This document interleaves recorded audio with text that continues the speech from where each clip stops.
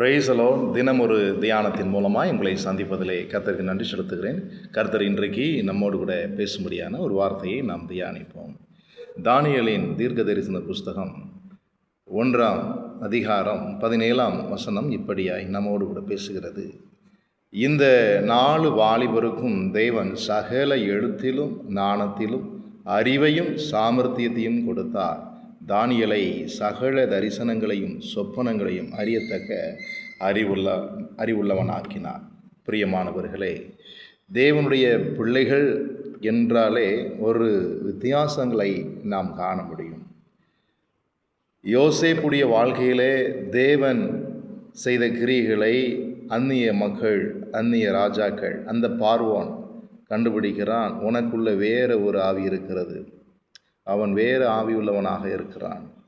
தரிசனங்களை சொப்பனங்களை விலக்கி காட்டுகிற என் நாட்டில் இல்லாத ஒரு புத்தி அறிவு அவனுக்குள்ளாக இருக்கிறது என்பதை அந்த பார்வோன் என்ன செய்கிறான்? யோசேப்புடைய உள்ளத்தை அறிந்து கொள்கிறான்.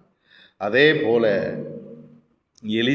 எலியாவுடைய வாழ்க்கையிலே நீங்கள் காணும் பொழுதெல்லாம் அவர் பரிசுத்தர், நம்மிடத்தில் வந்து போகிறவர் பரிசுத்தர், அவர் ஒரு பரிசுத்தவான்.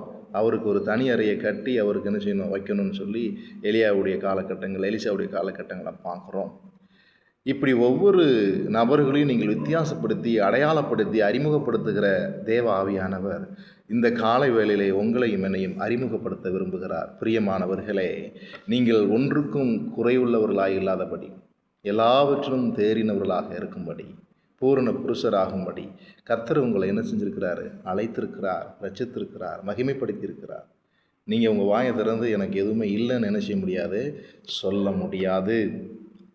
இங்கே தானியேலுடைய காலகட்டங்களில் நேபுகாத்நேச்சார் அங்கே யூதாவை என்ன செய்கிறார்? எருசலேமை முற்றுகையிட்டு அவர்களை கடத்தி கொண்டு போய் சிறைப்பிடித்து பாபிலோன் தேசத்துக்கு கொண்டு போகும் பொழுது அங்கே அடிமைப்பட்டு கிடந்த தேசம்தான். ஆனாலும் அந்த தேசத்தில் அவர்கள் வித்தியாசமான அனுபவம் உள்ளவர்களாக இருக்கிறாங்க. அவங்களுக்கு ஒரு தனி சிறப்பு உண்டு. நீங்கள் நினைக்கலாம், நான் இந்த பாவத்திலேருந்து என்னால் விடுதலையாக முடியல, நான் ரொம்ப குறுகிய மனதோடு இருக்கிறேன், எனக்கு ஆண்டவர் இப்படிப்பட்ட சூழ்நிலையில் அனுமதிச்சிட்டார். பாபிலோன் தேசத்துக்கு எல்லாம் சிறைப்பட்டு போனவங்க தான். ஆனாலும் யூதேயாவிலே தேவனுடைய ஜனங்களிலே ரட்சிக்கப்பட்ட தேவ பிள்ளைகள், தேவனுடைய அன்பில் இருக்கக்கூடிய பிள்ளைகளுக்கு ஒரு விசேஷித்த கிருபை உண்டு, தயவு உண்டு, கருணை உண்டு, அன்பு உண்டு. அது இந்த 4 வாலிபருக்கு கிடைத்தது. அதே போல தான் இன்றைக்கு இந்த உலகத்தில் ஏதோ ஒரு பாவத்தில் நீங்கள் அடிமைப்பட்டு பாபிலோன் தேசம் மாதிரி நீங்கள் என்ன செஞ்சுட்ருப்பீங்க, சிறைப்பிடிக்கப்பட்டு போயிருப்பீங்க. ஆனாலும் கர்த்தர் உங்களுக்குள்ளே இருக்கிறதுனால, அவருடைய அன்புக்குள்ளாய் நீங்கள் இருக்கிறதுனால உங்களுக்குள்ள விசேஷித்த ஞானம், புத்தி, அறிவு, தெளிவு எல்லாவற்றையும் கர்த்தர் உள்ளே வைத்திருக்கிறார் என்பதை இந்த காலை வேளையில் நீங்கள் புரிந்து கொள்ளுங்கள். எனக்கு ஒன்றும் இல்லைன்னு நினைக்காதீங்க. இவங்களை குறித்து கொஞ்சம் நீங்கள் மேலே போய் பார்த்தீங்கன்னா ரொம்ப அற்புதமாக அங்கே எழுதி வச்சிருக்கிறார். பாருங்கள், என்ன அருமையான ஒரு வார்த்தையை நம்ம வாசிக்கிறோம். பாருங்கள், 3வது வார்த்தை இப்படியாய் சொல்கிறது. இஸ்ரவேல் புத்திரருக்குள்ளே ராஜகுலத்தார்களிலும் துறை மக்களிலும் யாதொரு மாசும் இல்லாதவர்களும் அழகானவர்களும் சகல ஞானத்திலும் தேறினவர்களும் அறிவியல் சிறந்தவர்களும் கல்வியில் நிபுணரும் ராஜாவின் அரண்மனையில் சேவிக்க திறமையுள்ளவர்களுமாக்கி சில வாலிபரை கொண்டு வரவும் அந்த நேபுகாத்நேச்சார் கட்டளையிட்டார்.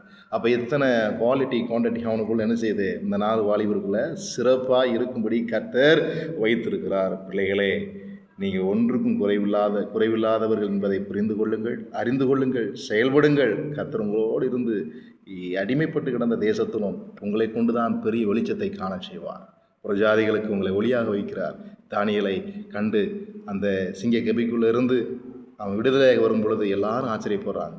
அங்கே சாத்ராக், மேஷாக், ஆபேத்நேகோ எல்லாம் விடுதலையாகி வெளியே வரும் பொழுது எல்லாரும் நினைச்சிட்டாங்க, இவ்விதமாய் ரட்சிக்கத்தக்க தேவன் வேறொரு நிலைன்னு நேபுகாத்நேச்சார் சொல்கிறார்.